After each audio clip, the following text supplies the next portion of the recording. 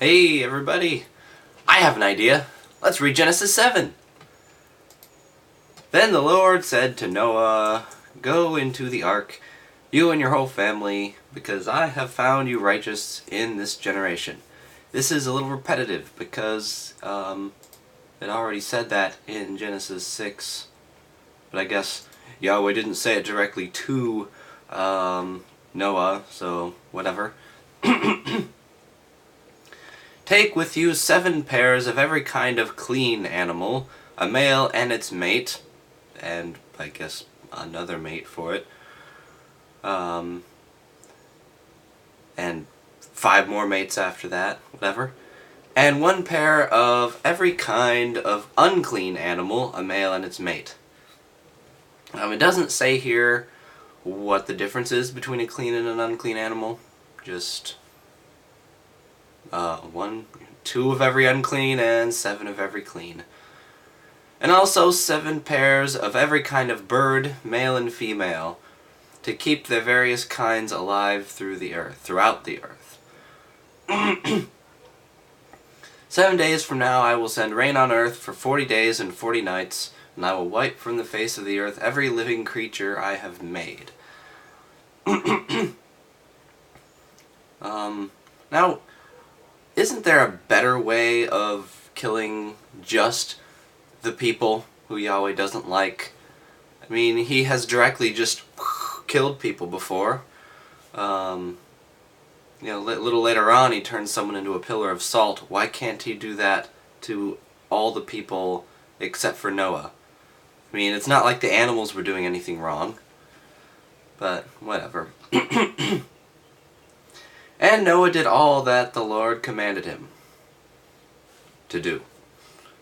Noah was 600 years old when the floodwaters came on earth, which is one of many reasons why this whole story is very silly. And Noah and his sons and his wife and his sons' wives entered the ark to escape the waters of the flood.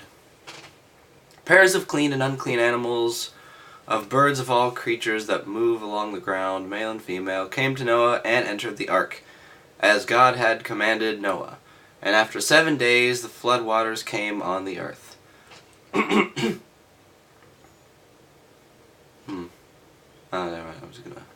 I was gonna find something weird, but I didn't. Except, oh wait, 7 pairs of every kind of bird, whatever. 7 pairs of every clean animal, so 14 of the birds and clean animals. Now, there is a weird thing. Why 7 kinds of birds? And not 7 kinds of other things that are, something. I mean, what's so special about birds? In the 600th year of Noah's life, which seems like a pretty important birthday, on the 17th day of the 2nd month, so February 17th, I guess, is Noah's birthday. Why isn't that on the Christian calendars? On that day, all the springs of the great deep burst forth, and the floodgates of the heavens were opened, and rain fell on the earth 40 days and 40 nights.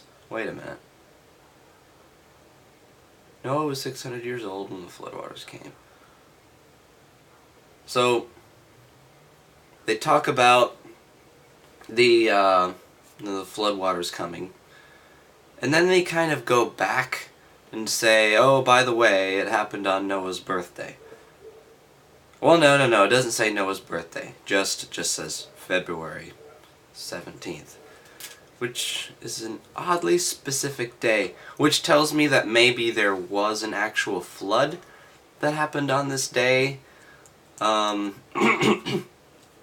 was recorded, but not necessarily the Noah Bible flood. On that very day, Noah and his sons, Shem, Ham, and Japheth, together with his wife and the wives of his 3 sons, who all have no names, entered the ark. They had with them every wild animal according to its kind, all livestock according to their kinds. What does according to their kinds mean? And why bother putting it in here. Every creature that moves along the ground according to its kind, and every bird according to its kind, everything with wings.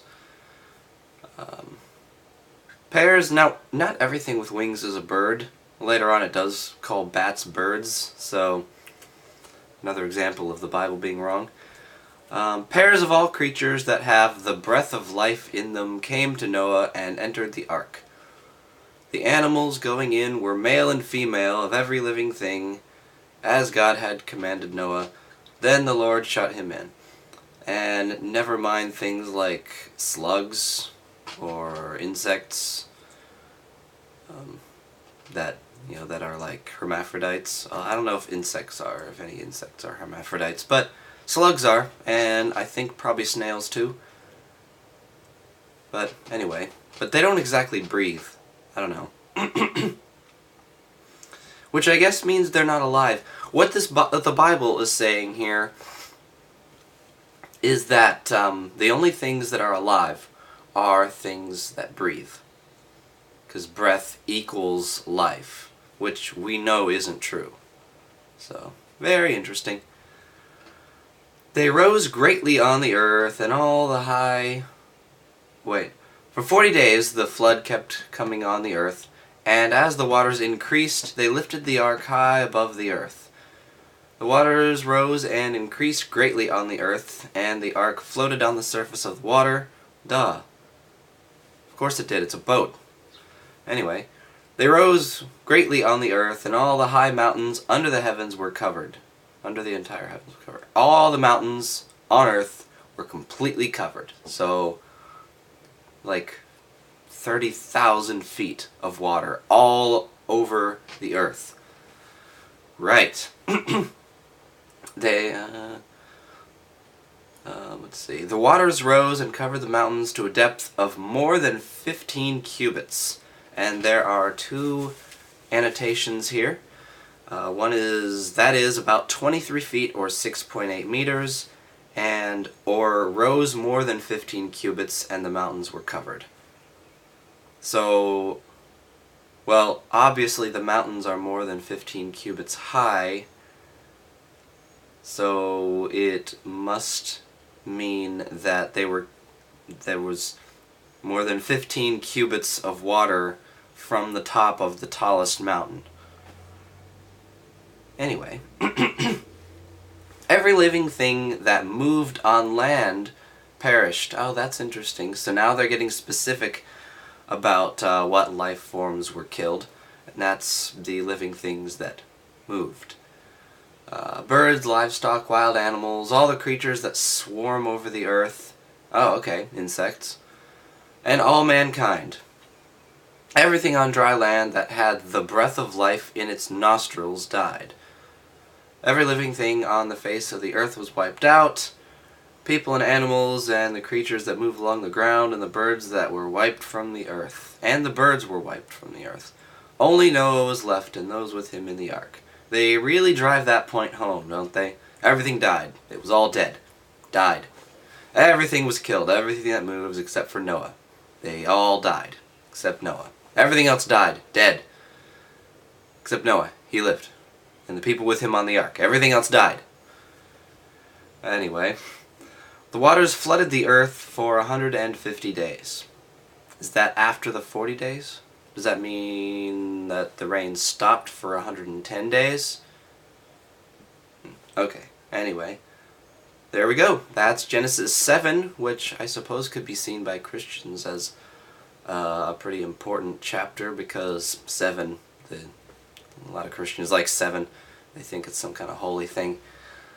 So, alright, there we go. I think that concludes our Genesis 7 video. Well, my video. Anyway, see you next time.